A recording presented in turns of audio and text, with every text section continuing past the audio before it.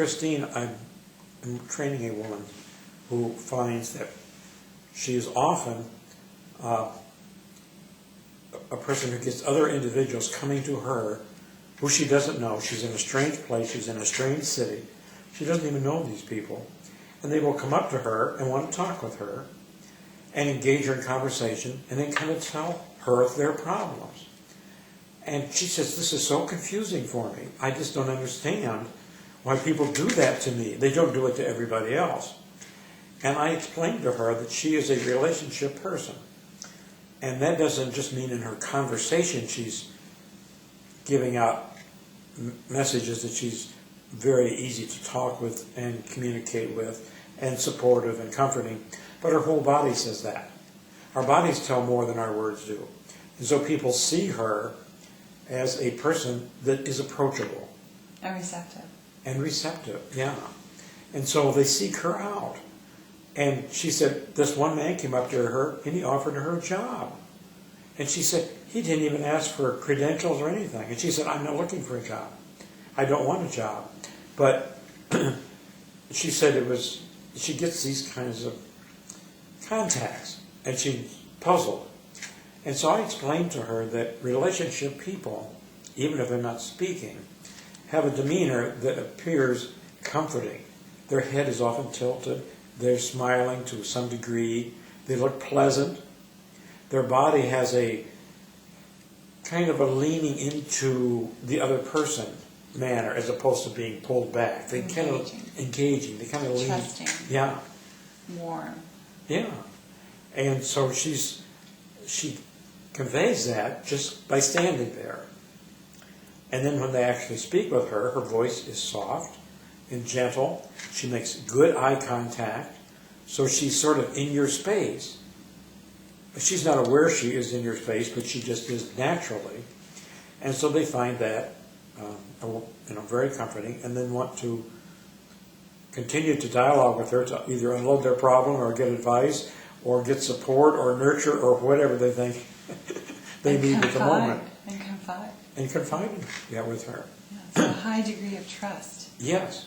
Is instantly attained with relationship people that have this intuitive way of just projecting themselves. Yes.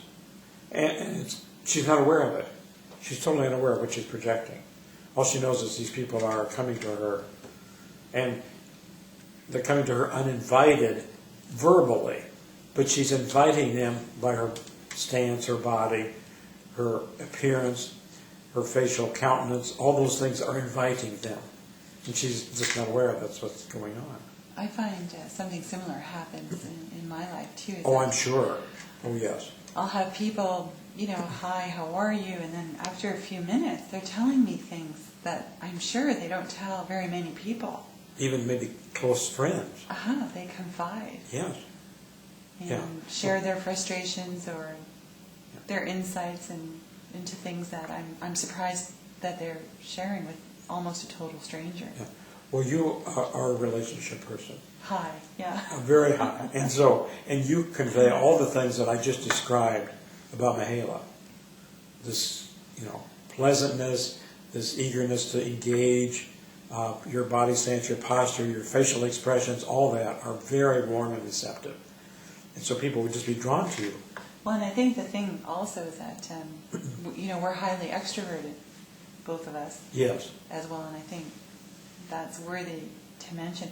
But what could someone do who is highly organized or logical and perhaps isn't as naturally relationship orientated but would like to instill more trust with people? What would your suggestion be? They're going to have to do a fair amount of changing, I believe. For example, the logical person tends to be more aloof, just naturally. Now, I don't necessarily aware of it, but they kind of hold their shoulders back. There's kind of a look or demeanor that is conveyed which is almost dismissive of other people. I don't know if I should go as far as to say looking down on them, because it's not intentional, it's not conscious. But they are more kind of withdrawn and condescending to some degree. This can vary from very minimal to excessive. But you don't necessarily feel like I want to go up to that person and start asking for help. It's like, they're going to give it to me. Right? So it would be more difficult if they wanted that. Now, my guess is they don't want that anyway. Most logical people would not be comfortable having people come up and say, let me share my problems with you. That's the last thing that they would want. If you came to them and said, I have a problem to be solved which has something to do with business or engineering or mechanics, and I think you might be a person who could give me some valuable information, they would respond to that because that would be their great strength. But to have someone come with emotional issues is not going to make the day of that logical person by any means, because it's the thing they deal least with. And how about an organized person?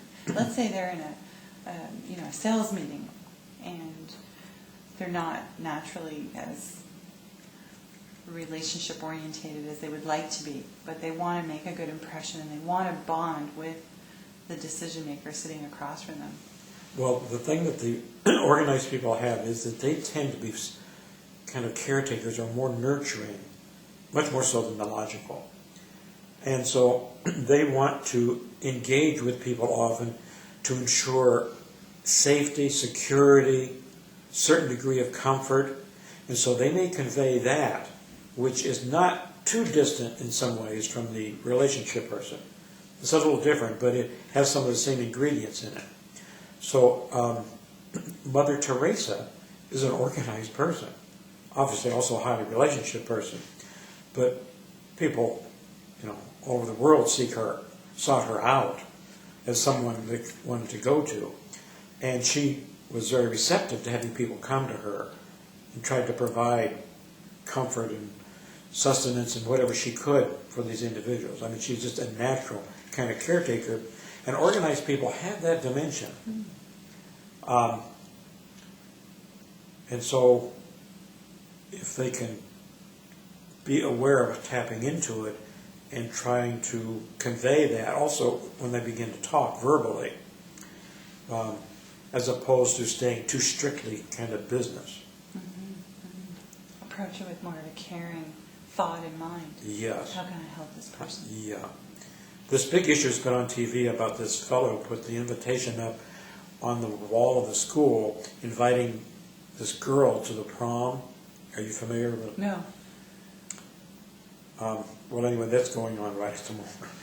And he and two of his colleagues cut out cardboard letters, put on the wall of the school his invitation to this girl to go to the prom with him. And did she accept? Well, she accepted. That was not the issue.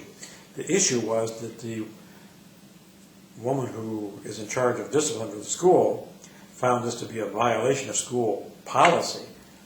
And this, it's not dismissed, but they put him out of school for a few days. They suspended him? Suspended him. And the rule in the school is anyone who is suspended cannot go to the prom. Oh. Well, this brought in over 200,000 email messages after this hit the internet, or after this hit television, because it was on the Today Show and other programs. And initially she was unbending. There are school rules.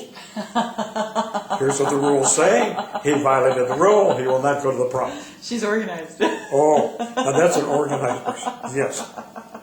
They like their rules. Oh, and the rules are not to be challenged. Not to be broken. Not to be changed. Well, this happened in the state of Connecticut. The city mayor got involved. Politicians got involved. She got messages from Japan, Australia, India, all kinds of places. And I don't know what happened behind the scenes, but she came out to say, well, we have decided to make a change. And there will be punishment for that act. However, it will not be barring him from going to the prom. He will have to make other kinds of accommodations to make up, because he must be punished. There's no doubt. Oh, dear. Well, anyway, this is organized. They just do not want to give in. Whereas the action-orientated person would think that that's great, that's so spontaneous, we're breaking the rules. That's right, yeah. Give him a medal. He gets to be king and queen. They get to be king and queen of the prom. That's right. Yeah, because I think it was funny and hilarious, and they went,